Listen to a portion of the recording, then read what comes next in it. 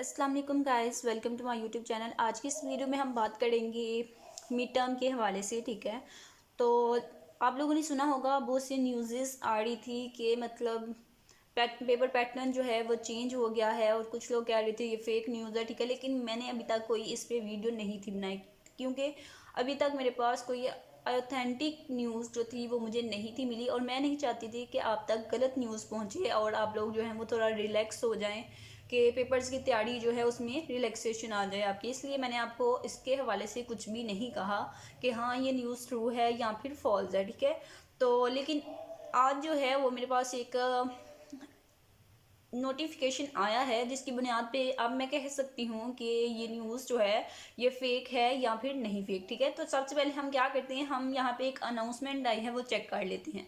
पहले क्या होता था कि इस ये जो ENG 101 है, इसकी अनाउंसमेंट जो थी वो थोड़ी पेपर पैटर्न जो था वो इस तरह से नहीं आता था, वो चेंज था। ठीक है, लेकिन इस तरफ जो मिड टर्म के पेपर्स के लिए अनाउंसमेंट आई है मिड टर्म पेपर पैटर्न की ENG 101 के हवाले से, उसके बाद मैं ये कह सकती हूँ कि वाकई व्यू ने आपको खुशखबरी दे दी है। ठीक है, अच्छी खबर सुना दिया व्यू ने आखिर आपको। तो आपका पेपर पैटर्न जो है वो वाकई चेंज हो गया है। तो अब हम देखते हैं कि पेपर पैटर्न में क्या चेंजिंग आई हैं। ठीक है, और क्या है उस हवाले से हम इस नोटिफिकेशन को, इस अनाउंसमेंट को रीड कर लेते हैं कि किस तरह से अब आपका पेपर पैटर्न होगा मिड टर्म का। ठीक है, तो यहाँ पे क्या है कि आपके पास पेपर में टोटल जो मार्क्स होंगे वो कितने होंगे, 30 मार्क्स। ठीक है, टोटल पेपर जो होगा वो 30 मार्क्स का होता था। पहले जो पेपर होता था मिड टर्म का वो 40 मार्क्स का होता था। ठीक है, अब 30 मार्क्स का होगा, और उसमें दो सेक्शंस होंगे। एक ऑब्जेक्टिव सेक्शन होगा, मतलब कि MCQs होंगे, और कितने होंगे, 22। ठीक है, 22 मार्क्स के आपके MCQs होंगे। और सब्जेक्टिव सेक्शन जो है वो कितने का होगा, वो होगा 8 मार्क्स का, 8 नंबर का। ठीक है, तो पहले इस तरह बिल्कुल भी नहीं था होता। पहले किस तरह होता था कि टोटल मार्क्स जो थे वो 40 होते थे, और 20 मार्क्स के आपको MCQs आते थे, और 20 मार्क्स के आपको क्वेश्चंस आते थे। ठीक है, शॉर्ट क्वेश्चन, लॉन्ग क्वेश्चन, सारे मिला के टोटल नंबर 20 मार्क्स के आपके क्वेश्चन आते थे।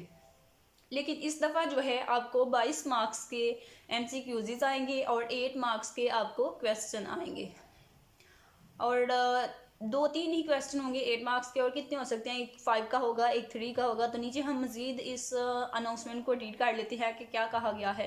You will solve subjective section first and then objective. ठीक है, तो पहले क्या होगा, पहले MCQs आप सॉल्व करेंगे, फिर आप सब्जेक्टिव सेक्शन सॉल्व करेंगे, जिस तरह से पहले करते हैं उसी तरह से होगा।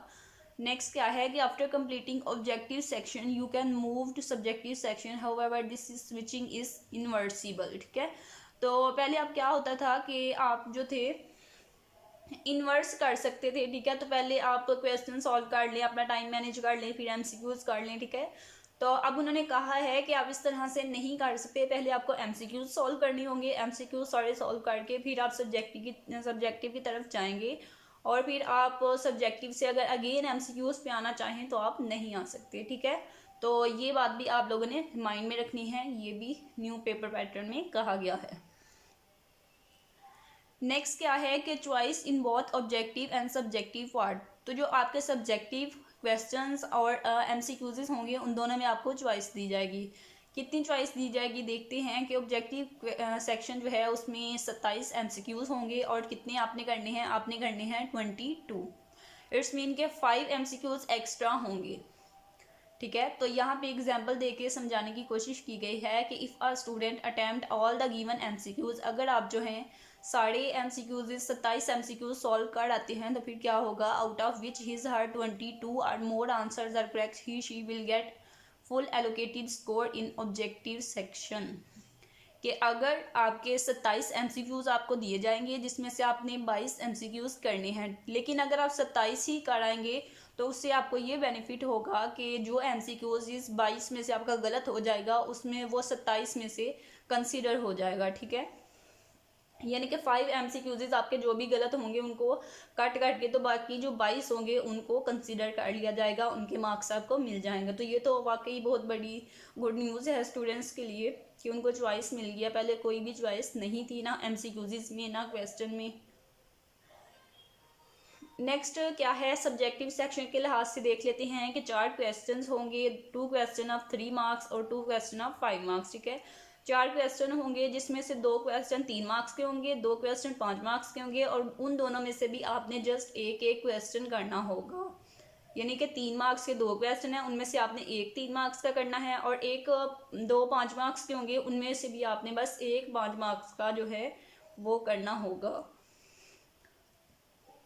यही था आपका अनाउंसमेंट के हवाले से गुड न्यूज़, और पेपर पैटर्न के हवाले से। अब आपने मिड टर्म की तैयारी जो है वो बहुत अच्छे से करनी है। ठीक है, तो अब ये जो मिड टर्म है ये आपका 25% जो है वो फाइनल टर्म के पेपर में कंसीडर होगा। फिर उस बात को भी आपने अपने माइंड में रख के तो तैयारी करनी है। यानी कि आपका जो फाइनल टर्म होगा वो 60% होगा, जिसकी वजह से लास्ट टाइम जब पेपर हुए थे तो बहुत सी स्टूडेंट्स की सप्ली आ गई थी, बहुत से स्टूडेंट्स फेल हो गए थे। ठीक है, तो अब आपने क्या करना है, आपने फाइनल टर्म में, मिड टर्म में भी अच्छे पेपर देने हैं, और फिर फाइनल में आपने उससे भी अच्छे पेपर देने हैं, फिर ही आप लोग पास हो सकेंगे। ठीक है, तो मिड टर्म में तो आप पास होना जो है वो बहुत इजी हो गया है स्टूडेंट्स के लिए। अब यहाँ पे मैं आपको एक और न्यूज़ दिखाना चाहूँगी, अनाउंसमेंट जो ISL 202 के अनाउंसमेंट में आई है,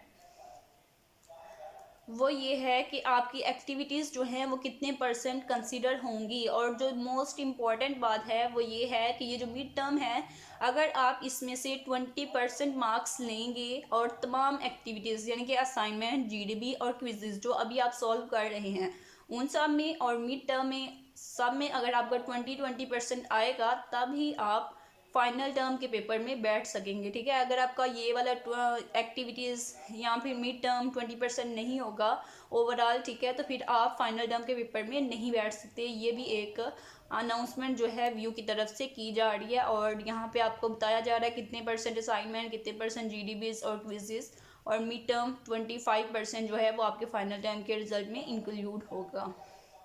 उम्मीद है कि वीडियो जो है वो आपके लिए हेल्पफुल रही होगी और खुशी का बायस बनी होगी। ठीक है, मज़ीद वीडियोस के लिए, अनाउंसमेंट के लिए आपने मेरे चैनल को सब्सक्राइब करना है और चैनल के साथ अटैच हो जाना है।